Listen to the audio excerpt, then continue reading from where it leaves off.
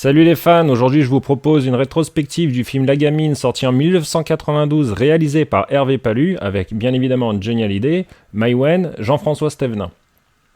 Alors je vais raconter le film de A à Z, alors ceux qui l'ont pas vu et qui veulent se garder une surprise, ne regardez pas ma vidéo. Pour les autres, bah écoutez, faites comme vous voulez.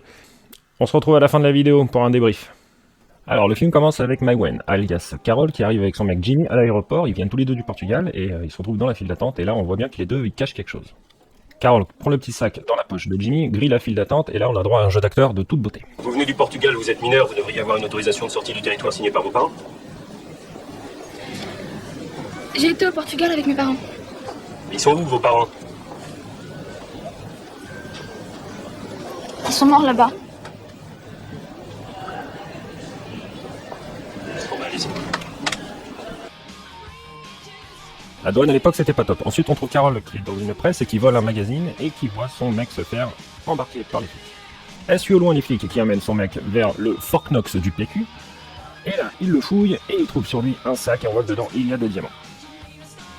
Carole voit les deux pseudo-flics sortir de la pièce, elle rentre à l'intérieur et elle découvre Jimmy mort sur une montagne de PQ, un flingue à côté de lui. Puis elle a la meilleure idée du monde, elle court avec le flingue à la main, comme une tarée, dans les couloirs de l'aéroport et s'enfuit à l'arrière d'un camion poubelle. Sur ce, on voit Dupont et Dupont qui mènent leur enquête où tout accuse Carole. Ménagé avec la fille qui a buté une française. Carole Lambert. Enfin, on voit Jimmy alias Frank Matrix en mode Top Gun. Il est pilote dans un aéroclub tenu par le grand-père de Carole alias le père du sucre. Il est foutu ça. Le père du crasse ouvre sa fenêtre pour pas mourir intoxiqué par sa tartiflette trop cuite et voit sa petite fille arriver. Je suis tellement heureux qu'il soit revenu. Le père du crasse fait un topo à Franck. Je te garantis que c'est un numéro, Carole. À 5 ans, elle fumait en cachette. À 13 ans, elle s'est retrouvée enceinte et à 14, elle partait faire le tour du monde. Pour te dire, le numéro. T'as tiré le gros lot avec elle. Franck prend une bière. Visiblement, il collectionne les canettes de Heineken. Puis il fait la rencontre de Carole qui a pété la douche. Bref, ça fait pas 5 minutes que Carole est là, que les flics débarquent, elle prend en otage Franck et elle le force à conduire. Bouge pas, je te tire dans la tête, sinon t'as compris? Course poursuite avec la police, Franck fait un dérapage avec son 4x4 et arrive à désarmer Carole, mais elle s'enfuit sur l'autoroute, il la rattrape, les flics les rattrapent, il essaye de les raisonner, mais ça se passe pas comme prévu. Du coup, il vole une voiture de police, il rattrape Carole, Carole tire sur la police, ensuite il reprend l'autoroute mais en marche arrière, et il retourne chez le père du cru. Franck reprend une bière et essaye de rassurer Papy. On va aller chez les flics pour tout leur raconter, ça devrait s'arranger. Les flics arrivent pour faire la paix. Et du coup, Franck vole un avion et part avec Carole pour Lisbonne. Dans l'avion, elle lui explique qu'elle n'y est pour rien et que c'est juste une victime d'une machination. Arrivé à Lisbonne, il décide de louer une voiture. Décapotable, c'est parce que je suis claustro. Une vieille connaissance reconnaît Franck. Du coup, on apprend que Franck est un ancien de la police. Ça fait pas 2 minutes qu'ils sont posés que Carole vole une petite cassette à un vendeur de rue et provoque une bagarre. Ils arrivent sur le port où il devait y avoir un bar, mais finalement, il n'y a rien. Franck voit que Carole l'a pris pour un con, du coup il décide d'appeler son grand-père. Carole en profite pour essayer encore de se sauver. Franck la rattrape. Il grimpe sur le camion en marche, fait stopper le camion, stoppe le chauffeur, ramène Carole dans la voiture, la rassure, et enfin ils vont ensemble chez la tante.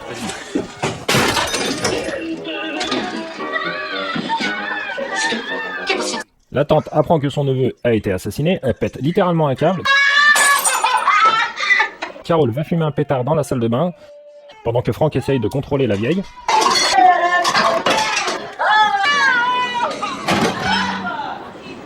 Il quitte la porte et enfin Carole emmène Franck dans le bar où elle traînait avec Jimmy. Elle va voir le patron du bar et lui raconte tout, et puis, comme on est dans une boîte de nuit, elle danse sur une table. C'est normal. Elle aperçoit le tueur qui l'aperçoit à son tour, du coup elle va le dire à Franck. Franck va le poursuivre, mais le mec il se casse et il manque de se faire écraser par la voiture du tueur à l'extérieur de la boîte de nuit. S'ensuit une petite altercation avec 3 punks à chiens qui attendaient sur le bord de la route et qui ont voulu draguer Carole. Carole, voulant aider Franck, prend son arme et tire, mais blesse Franck au bras. Franck, blessé, ne pouvant pas conduire et devant aller à l'hôpital, demande à Carole de prendre le volant. Prenez le volant. Bon, je vous aurais prévenu, je sais pas conduire. Le méchant qui s'est sauvé en voiture appelle son chef pour lui dire que la fille est retournée à Lisbonne et qu'elle est accompagnée d'un flic. Puis Carole arrive avec Franck à l'hôpital. Après avoir été soigné, elle se retrouve en garde à vue, mais le pote de Franck vient les libérer. Une fois dehors, Carole fait croire à Franck qu'elle tombe nez à nez avec la voiture de Jimmy et qu'en plus elle a les clés dans le sac. Alors que finalement, c'est la voiture du pote à Frank, une espèce de pick-up Jackie Tuning. Frank en a marre et veut rentrer en France, mais se laisse encore convaincre par Carole pour retrouver le tueur. Vu qu'elle a volé les fichiers de la police, elle a la photo du suspect avec elle et elle trouve l'adresse de ce type dans un boui-boui de Lisbonne. Arrivé à l'adresse du tueur, Frank monte à l'étage et trouve le mec déjà mort. Carole, qui est restée dans la voiture, voit le deuxième tueur de Paris qui descend à son tour de l'appartement. Pour prévenir Frank, elle utilise une méthode tout à fait discrète.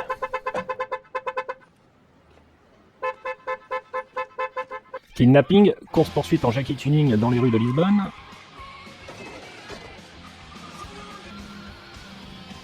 On finit au port et même dans un marché.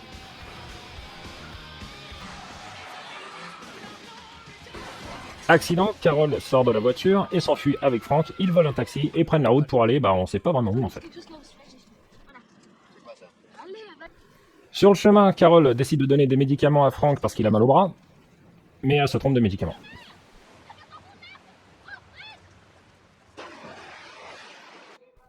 Frank reprend conscience et se rend compte qu'il se réveille dans une boîte un petit peu spéciale. C'est agréable chez moi pour se reposer, non? Un travelot. Je suis dans une boîte à travelot. Les flics débarquent, Marilyn les couvre et après avoir eu la description de Carole, Marilyn connaît le cerveau de l'histoire. Carole m'a décrit le tueur. C'est évidemment Mario, l'homme de Manigan Galvez. Le patron de la boîte de nuit. Poupou, pilou, pou. Frank se déguise en prêtre et Carole en séminariste, mais la couverture ne tient pas bien longtemps. Oh, no es minorista. Du coup, il décide de voler une voiture un peu discrète. Mais la voiture tombe en panne et ils n'ont d'autre choix que de s'arrêter chez le plus mauvais garagiste du Portugal. Oh, non so, caro, está bem chiaro. Terá que para mangiare? O se no, il padre dice che era vero. Carros americanos. Eu não me entendo com eles. Não sou capaz. Ah, il dit qu'il sait pas réparer les voitures américaines. Frank répare lui-même la voiture et demande à faire le plein. Mais ils n'ont pas de quoi payer le plein. São 15.000 escudos. Du coup, ils braquent la banque du village. Vous ne vous sentez pas bien? Ils percutent la police pour s'enfuir. Du coup, ils abandonnent la Cadillac dans un bosquet et avec l'argent du braquage, ils décident d'acheter une Harley. Todo. Hé, on s'en fout! On fait pas ça! Frank veut en découdre tout seul avec les méchants et décide de renvoyer Carole en France. Mais après une énième crise de comédie, Très bien. Elle joue la comédie. Comédie. il décide encore de la garder avec lui. D'accord, vous avez gagné. On voit Frank faire quelques petites emplettes et il décide de monter un plan avec Carole. Vous avez téléphoné à Goncalves, lui donner un rendez-vous bidon. Il faut absolument le faire sortir de chez lui. Ils arrivent chez les méchants, Frank sonne à la porte. Ensuite, il se transforme en MacGyver et décide de faire péter le coffre-fort.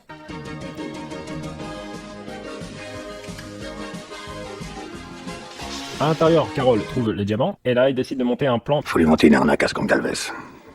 Alors des nouvelles? C'était la gamine. Les méchants reviennent et trouvent Frank inconscient à côté du coffre-fort. Et dans les poches de Frank, il y a un billet de train. Du coup, tout ce beau petit monde se retrouve à la gare pour retrouver Carole. Le patron du bar voit Carole à travers un hublot, il la poursuit, il la rattrape.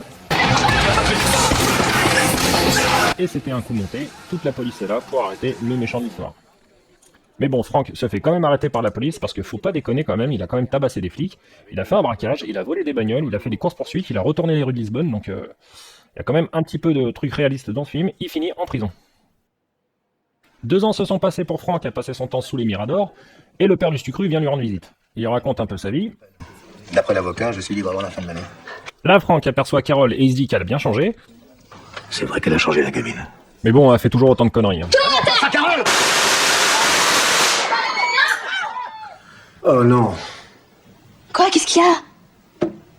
J'ai fait une connerie, hein.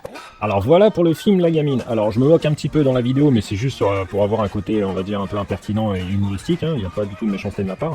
Parce que, en fait, ce film, là, je l'ai re-regardé pour pouvoir faire la vidéo, mais je l'avais pas vu depuis, depuis que j'avais peut-être 10 ans, 9 ans.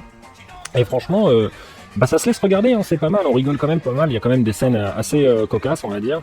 Le jeu d'acteur, c'est sûr qu'il n'est pas mirobolant, mais franchement, pour un film comme ça de 1h25, on se détend bien devant, ça reste sympa. Johnny est en plus Il est beau dedans en plus, voilà, donc c'est... Non, franchement, ça reste sympa à voir, c'est pas le pire film de Dune, voilà.